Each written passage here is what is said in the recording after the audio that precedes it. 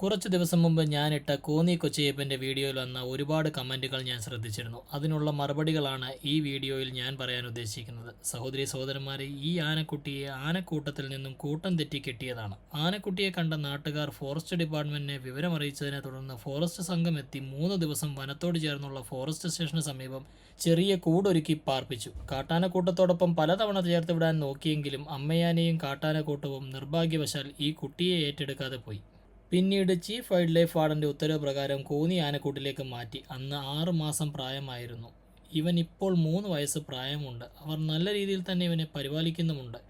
1977 കേരളത്തിൽ ആനപിടുത്തം നിരോധിച്ചതാണ്. അതിനുശേഷം ആനകളെ കാട്ടിൽ നിന്നും പിടിച്ചു കൊണ്ടുവരുന്ന പരിപാടികളൊന്നും ഇല്ല കേട്ടോ. കാട്ടിൽ ചുമ്മാതെ അങ്ങ് വിട്ടാൽ 100% ഉറപ്പാണ് മാംസാഹാരികളായ മൃഗങ്ങൾ ഇവനെ കൊന്നു തിന്നും. അങ്ങനെ ഒരു ആവാസ വ്യവസ്ഥയിലേക്ക് ഇവനെ തിരികെ വിടാനാണോ നിങ്ങൾ ഉദ്ദേശിക്കുന്നത്?